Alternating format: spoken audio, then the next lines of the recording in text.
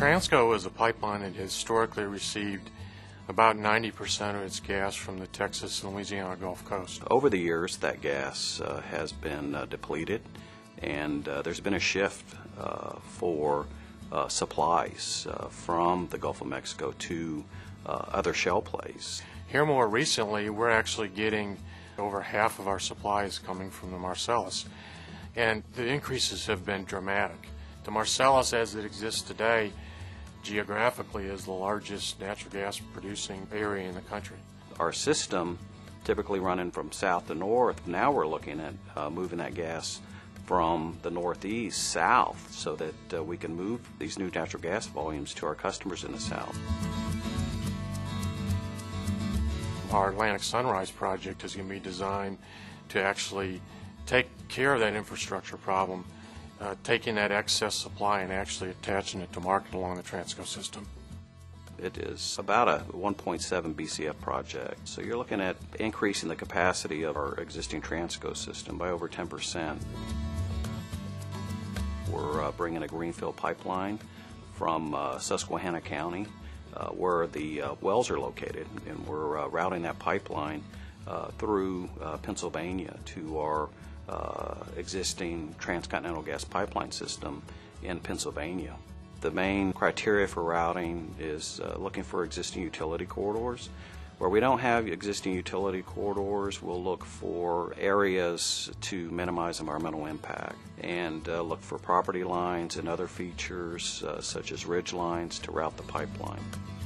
We also look at how close we are to a residential area, to a specific home.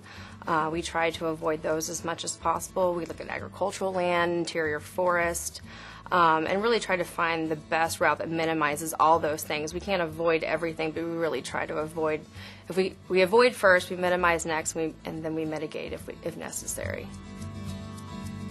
The Ferc is the Federal Energy Regulatory Commission. They are the governing agency over regulated projects, which all of the Transco pipeline is, and that is for natural gas pipelines that cross multiple state lines.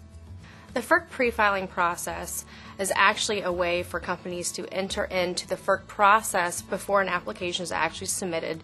We use the Ferc process as well as the Ferc and other agencies to start data collection of what the project is actually going to cross, what our potential alternatives are, assessing resources, getting planned for trying to determine what the best pipeline route or other facilities route is so that we have hopefully the best application that we can when we actually are ready to file, that we've vetted most of the concerns and issues through the pre-file process.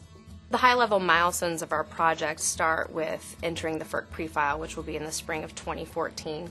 We will then initiate our open houses along with our field surveys on the ground, putting an application in with the Ferc in the first quarter of 2015, with the intention and hope to have in service by the second half of 2017. Ground surveys are critical in routing a greenfield pipeline. The ground surveys will consist of actual civil and environmental surveys, as well as cultural resource surveys. And during this process, when we're on the ground, we'll find features that we will avoid or try to avoid based off of typical pipeline construction techniques. We will also solicit input from the landowners. The landowner may elect to move the pipeline to a different location on their property for various reasons. We will perform biological surveys along the alignment, focusing on threatened and endangered species, as well as cultural resources, where we'll look for features that we need to avoid when routing our pipeline project. There are actually many of opportunities for the public to weigh in on the project, and initially it really comes after our initial landowner letters that go out to people that are actually along the proposed route.